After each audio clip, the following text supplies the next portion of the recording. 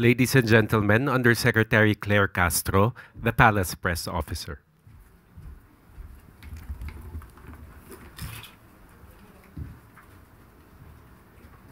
At ngayon po ay handa na po tayong tumugon sa inyong mga katanungan. Alvin Baltazar, Radio Pilipinas.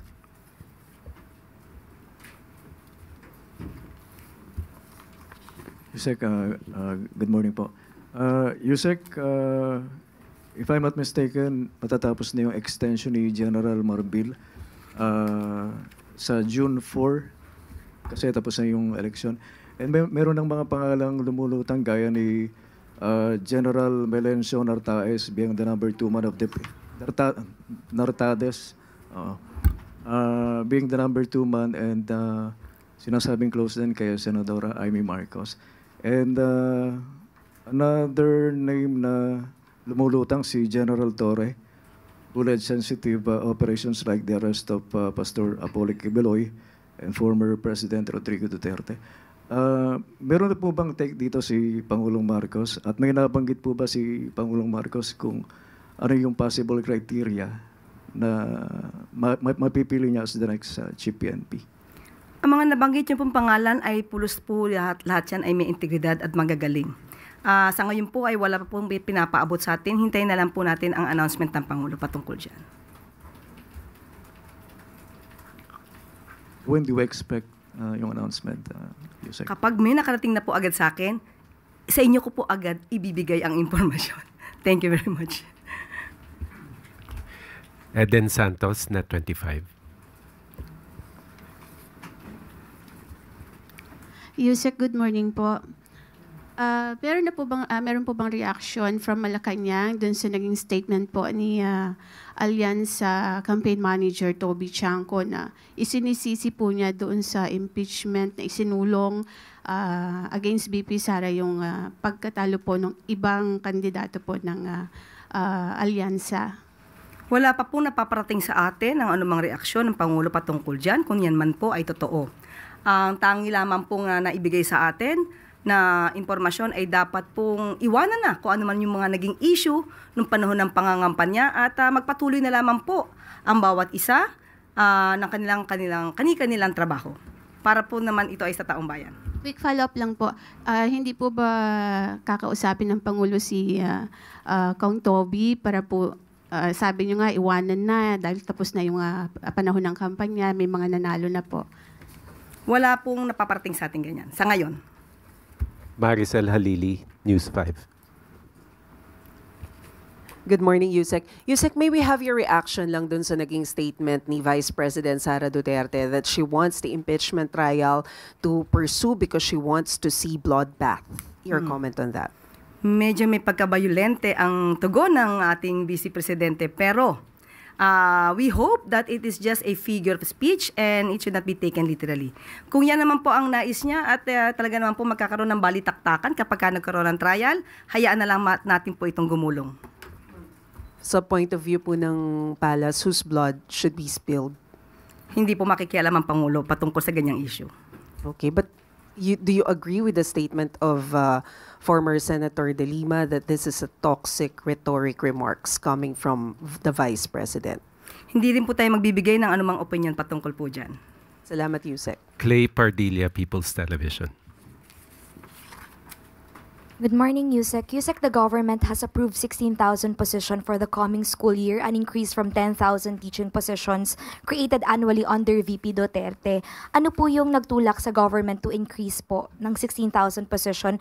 How will it impact the class sizes, improve the quality of education, and yung workload po ng mga teachers? Thank you po. Unang-una po, it is the directive of our President, Ferdinand Marcos Jr. to strengthen education system. And also this will add teaching workforces in the schools. We can still remember how the President immediately reacted to the suggestion of Secretary Sani Angara with regard to the needs of building of Child Development Center. The President immediately asked that the funds be released for that purpose. So with this, ang gusto po talaga ng Pangulo ay mabawasan ang kakulangan ng mga guro sa bawat eskwela. Ito lamang po ay unang parte, 16,000 teaching positions ay unang parte lamang po dahil ang target po ay 20,000 teaching positions po. At ang nais po natin at ang nais po ng Pangulo ay mabigyan po ang bawat estudyante, matutukan po ng ang kanilang guro para po mas maging maganda ang kanilang pagsasanay at pag-aaral. Na meron pong pondong inilaan po dito. Lumalabas po na ang pondo ay 4.19 billion. Ito po ay kasama po sa DepEd's built-in appropriation under 2025 GAA. So, tingnan na lang po natin kung ano pa ang magiging proyekto pagdating po dito at mas gugustuhin po rin natin na magkaroon po ng mas maraming classrooms para sa darating na pasukan. Tuesday New, DZBB.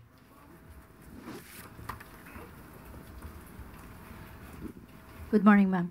May utos po ba si Presidente kung meron man kaugnay ng problema po ngayon sa Visayas about the condition of the San Juanico Bridge? Kasi po medyo apektado na po yung mga residente, mga negosyante, at saka yung local economy doon.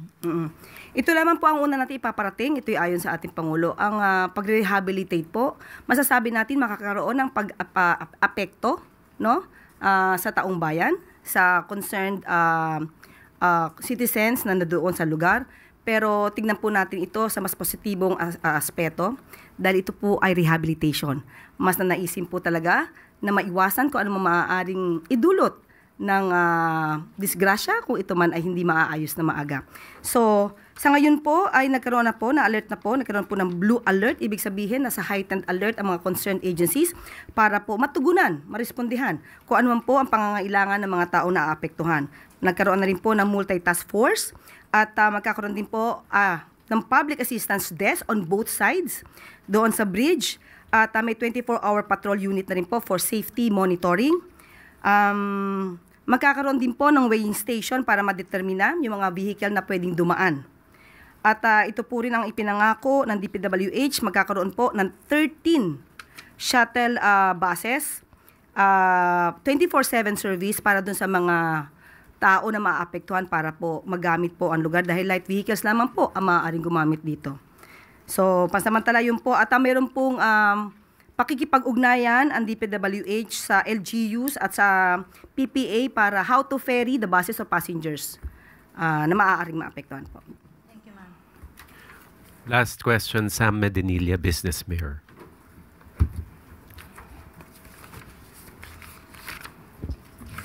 Good afternoon, good morning, ma'am.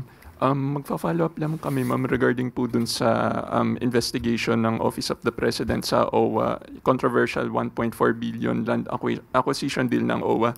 Aside from former administrator Arnel Ignacio, may iba pa po bang other OWA officials na na-sanction or natanggal sa position dahil po dun sa nasabing transaction? Sa ngayon po ay under investigation pa po ang lahat. At kung meron pa pong iba mga opisyal na involved dito, magkakaroon po ng aksyon. Kung sila may tatanggalin, sususpindihin, at maagarang investigasyon po ang kinakailangan dito. Tapos, na-determine na po ba ng Office of the President if yung fund na nagamit for that controversial transaction is nanggaling po dun sa OWA fund, OWA GAA fund, or dun sa OWA Trust Fund? Sa initial na investigasyon, hindi po affected ang OWA Trust Fund, pero iniimbestigahan pa rin po kung may nagamit. Pero initial po na investigasyon, wala daw po. As of this moment. Thank you, ma'am. Okay. At para bigyan tayo ng paunang assessment sa rollout at pagpapalawak ng 20 pesos kada kilo na bigas na program na ito, kasama natin ngayon si Agriculture Secretary Francisco Tio Laurel Jr. Good morning, Sec. Good morning, Sec Claire. Magandang umaga ho sa inyo lahat. Well, nandito na ho yung 20 bigas, no? Meron na. At roll out natin to and I have the details here and well, I think I'll ask for yung mga questions yun na. Thank you. We can now open the floor to your questions. Tuesday New, DZBB.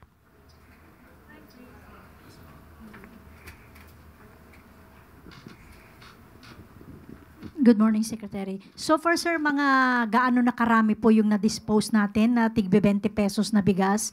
And I understand sa Kadiwa stores lang po muna ito and for vulnerable sectors. Ano po, kailan po mai-open yan for all, rice for all, the 20 peso rice?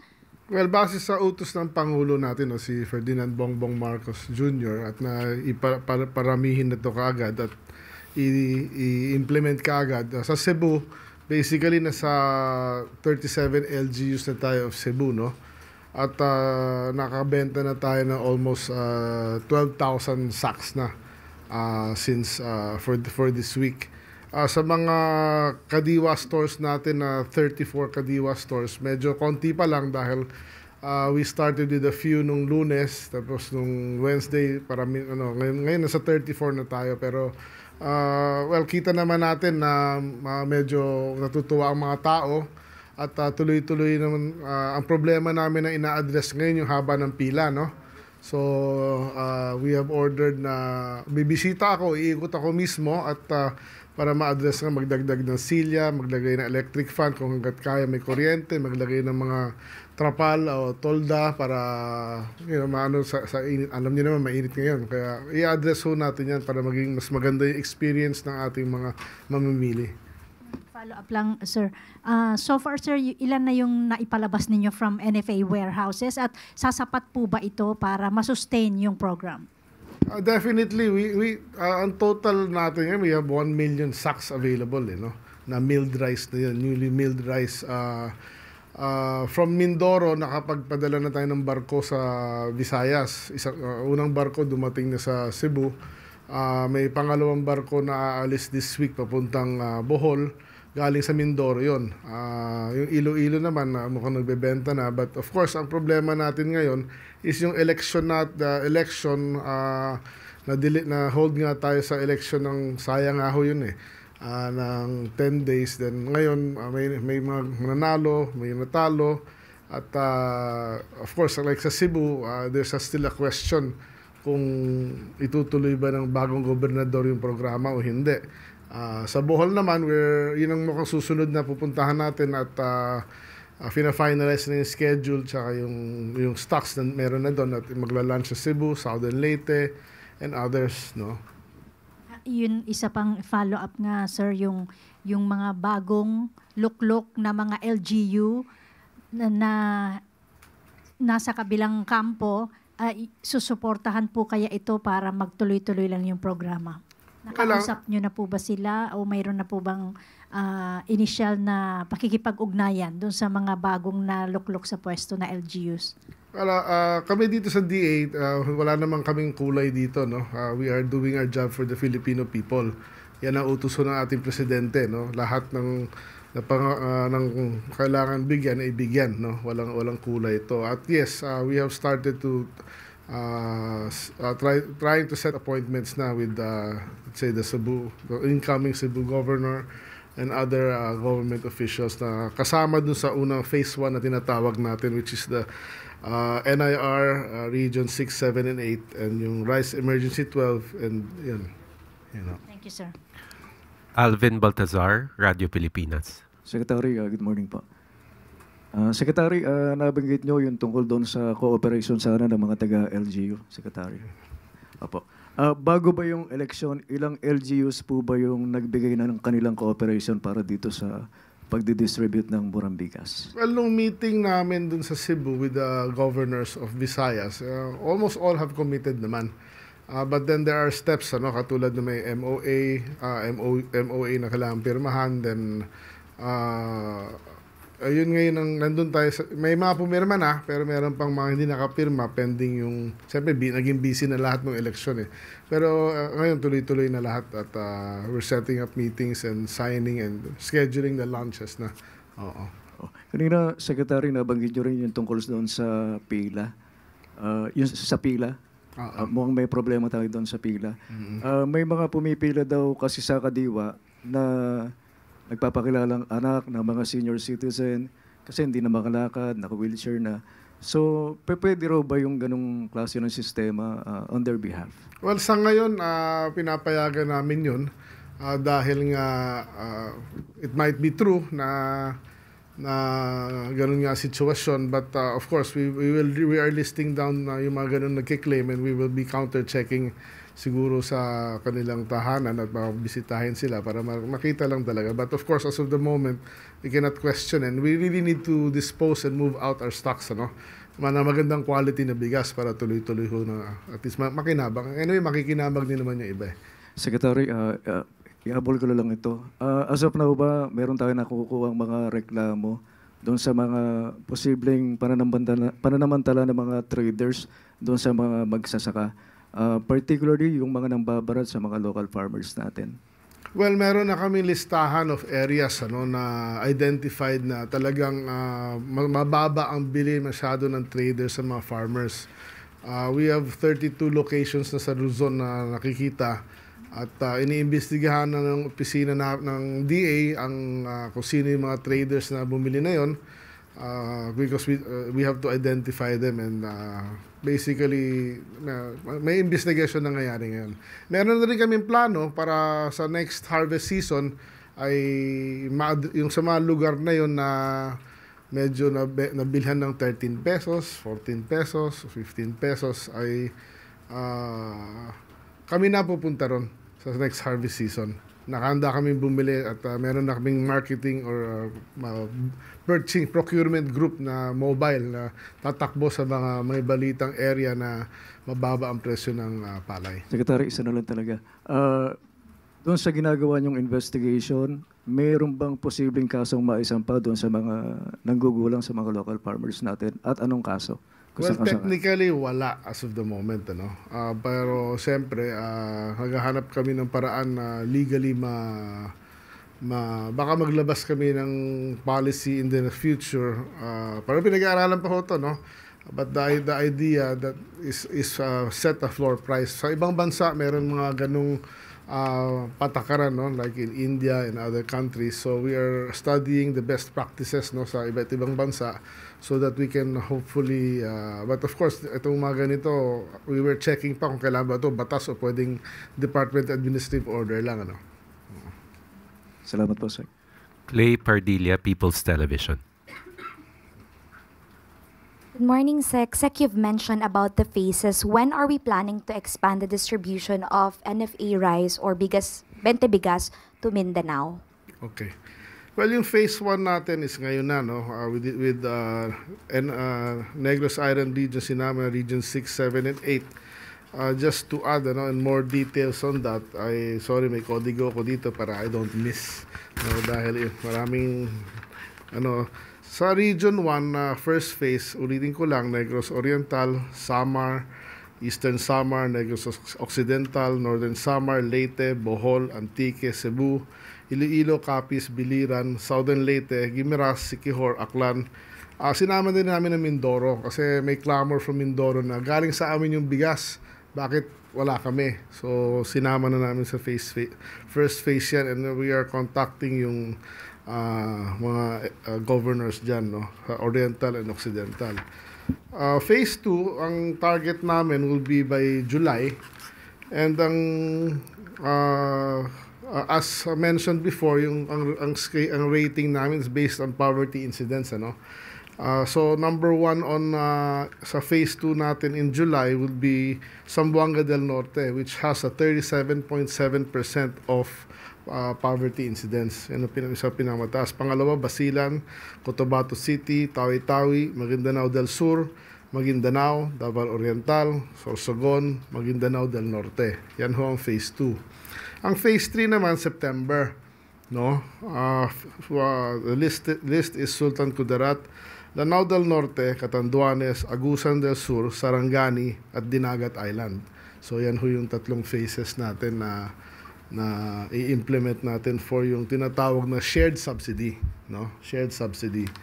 Sa Kadiwa naman, siguro nabanggit na rin nung the other day ng press namin na sa ngayon 34 ang Kadiwa outlets na meron for the vulnerable sector. By next month, it will be 55.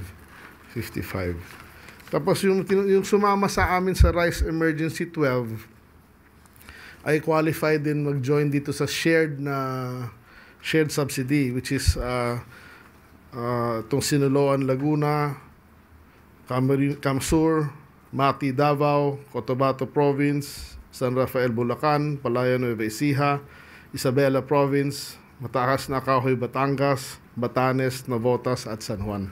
Yan ho. Sir, follow-up lang naman po dun sa question ni Kuya Alvin. Ano po ba yung goal ng floor price para sa mga magsasaka?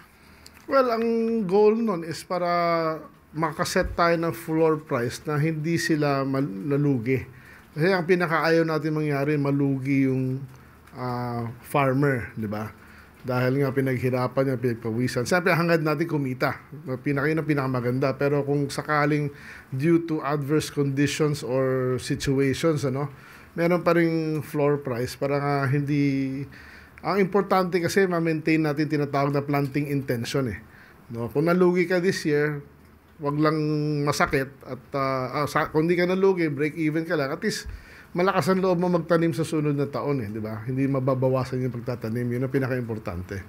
So, yun yung idea. And hopefully nga makahanap kami ng batas o ruling na kung hindi sumunod ang isang trader o isang buyer sa floor price ay pwede nating kasuhan or ma-account sila. Katrina Domingo, ABS-CBN. Sir, good morning. Sir, initially, saan po yung 32 areas? Can you name a few provinces?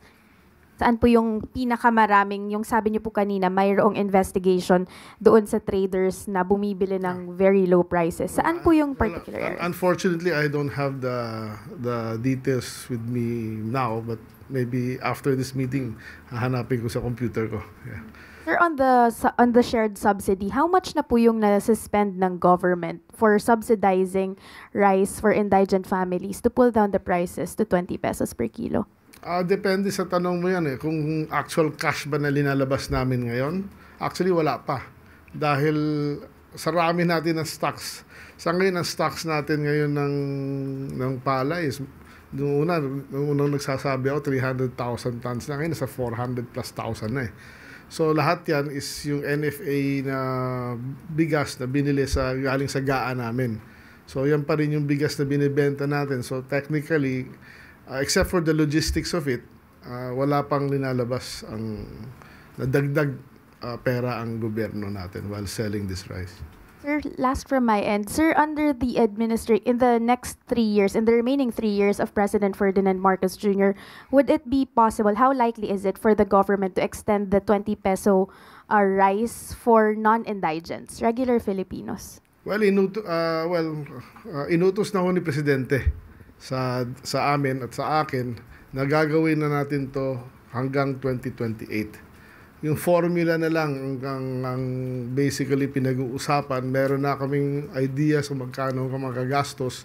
Pero ang pinakamahirap ma-identify, siyempre hindi naman ito pwede sa lahat ng Pilipino, no? Of course, yung mayayaman, hindi na dapat sila sumama sa programa na yan. Pero so yung ang ina-identify na lang namin ngayon through a study is yung sectors na kailangan talagang masuportahan, lalo na mahirap. But in general, ang idea as of the moment is 15 million families ang ating sisilbihan nito. Kung may 5 tao, may 4 na tao bawat pamilya, so that is 60 million people. Tapos yung quantity per month, ina-identify pa, of course. Thank you. Sam Medinilla, Business Mirror. Good morning, sir. Nung last month po, na-mention ng NFA na medyo nahihirapan pa rin raw po yung government na makomply yung 15-day national rice buffer stock. Mm-hmm. Tapos ang current inventory raw po that time is 358,000 metric tons. Ngayon po, nagbebenta po kasi yung NFA ng bigas. So hindi po ba mas mahihirapan yung government na ma-reach yung buffer stock na 15 days kung patuloy po magsasell sila dun sa 20 pesos per kilo rice? Well, this year, umabot tayo ng 10 days na buffer stock, di ba? Ang main reason kaya hindi natin but we still had 5 billion peso, 5 billion plus remaining for 2024 na pera. Ang main problem namin sa NFA is kulang kami ng warehouse. O kaya yung warehouses namin, over the years, marami nang dilapidated. That's why, but of course, because of the thrust of our Presidente, binigyan na niya kami ng budget last year. No? So ngayon, dahil sa utos ni Presidente, ginagawa na lahat ng mga warehouse na yun. And hopefully by maybe first quarter of next year tapos na, and mas marami na tayong warehouses paglalagyan ng mga bigas na yan. And the budget technically is not enough per se to get 15 days. But kung mabago nga natin yung batas, no, at yung function ng maibalik ng konti yung functions ng NFA na pwede magbenta ng binili sa farmer at paikot yan, then we can exponentially use the same amount of money to buy more rice, no, to serve as buffer stock and to serve the people with mas murang bigas. I-clarify ko lang, sir. Bali, off doon sa 358 metric tons na rice sa warehouses ng NFA, ilan po doon yung target ng NFA na mabenta under sa 20 pesos rice program? At 250,000. Tapos, last na lang, sir, for my part. Yung itutuloy pa rin po ba ng NFA yung pag-auction ng rice nito? No, ang utos ko sa, last 2 weeks ago, I met with all the NFA officials, no, from the branch managers, regional managers, and the mga quality control. Ang sabi ko sa kanila, and pinapalakas namin talaga yung quality control ng NFA, no, para nga ang ipapabid na lang natin or na tinatawag is yung mga bulok lang talaga. Diba? Hindi naman, ang sinasabi ko naman dati pa na walang 100% na walang mabubulok. Meron. Kaya lang ano ba yung acceptable dyan na parameters, no? So sa akin 1 to 2% is acceptable, industry standard yan. So yun lang ang dapat natin ipabid. Thank you. Thank you po, sir. Eden Santos, Net 25.